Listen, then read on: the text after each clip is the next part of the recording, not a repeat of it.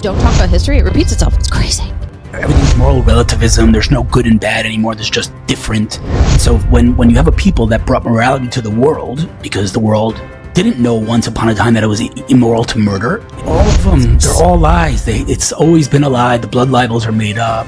Cook matzah with the Christian blood. We killed Christ. Like, it's just, it doesn't end. You can tell me more about living in Israel, because I think that, I'm trying to remember how long you've been like saying, American Jews, come to Israel, move to Israel, move to Israel.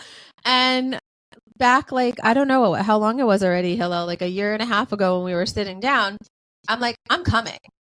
And you're like, okay, cool, when? I'm like, as soon as Sally graduates. And I feel like that seems like it was so long ago. And now it's just 2 months away. Yeah, listen, I mean, I came here 30 years ago when Israel was pretty much a third world country. I mean, you couldn't get tuna fish in this country. You couldn't buy deodorant here. That is my favorite line of yours. It's true.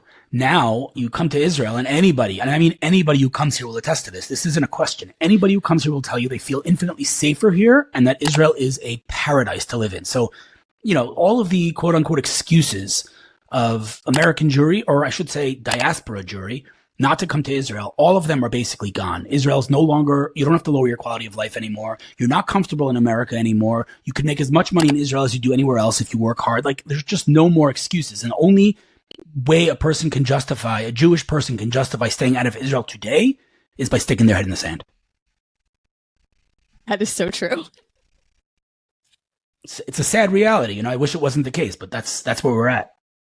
Look, I mean, I'm hoping that I actually will have a better life in Israel than I do here, and I'm pretty confident. I'm pretty confident. I know it's true. Are you kidding me right now? No, it's true. I'm just trying to build up, to the rest of all the good things I'm about to say. Your life will be infinitely better here than there. Listen, I tell people all the time, while I live in the quote suburbs in the United States, I'm outside New York City. I'm considered very suburban. And it's definitely quieter, and I definitely have a quieter town. Like, I have such a small town, we don't have trash pickup. Okay? But I still am always looking over my shoulder, whereas I could walk around any major city in Israel or any place. I mean, I'm picking a city because you don't generally walk around the suburbs, but I could walk around Tel Aviv at 3 a.m. and feel safe. Yeah, and that 100%. Is the difference. Where I don't know that I feel safe here at 3 p.m. Yep. And, it's to the point where, when I go into the city, I mean, I don't change who I am. I'm still wearing all my stuff. I mean, listen, Hillel, nothing would make me happier than to take off the hostage tag, because all of our hostages would be returned. But I'm never going to take off all the Judaica. I'm never going to stop walking around in things that say Zionist AF on them. I'm never going to stop, with my blue and white nails. That's fine. How cool was that? And quite frankly, bahat's the fucking cha if you think you're going to scare me. But it's a lot of F-bombs today on you. I know, I'm in a mood. Bahat's the fucking cha. Come on now, you know where that came from. But it is quite disgusting, because I have watched, and I am a student of history because I actually learned in school before we just started doing all this nonsense and stopped teaching kids things that are important. Like math and English and stuff and history. Crazy. If you don't talk about history, it repeats itself. It's crazy.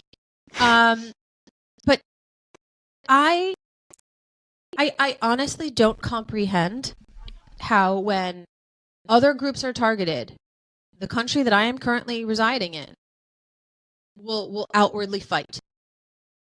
But with everything, and this is not like Hillel, we're not talking about something that just happened just a couple weeks ago, and that was like an isolated incident.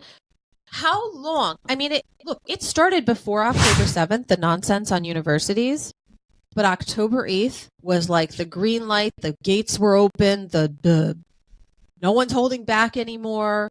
The aggression, the hate, the violence, the intellectual discrimination, all of it started on college campuses, and it became more apparent, all the little things that were happening in K through 12 as well. And not enough people are talking about the K through 12 part. Yeah, it's very worrisome. Very worrisome. Well, I mean, the future leaders of the world are on TikTok right now, consuming and inhaling this absolute poison that's based on absolute lies, blood libels, Jew hatred. I mean, this is their life now. This is their world now. You know, when there's a trend on TikTok, you know, condoning and promoting Bin Laden, you know, you've lost the plot. I mean, this is where we're at.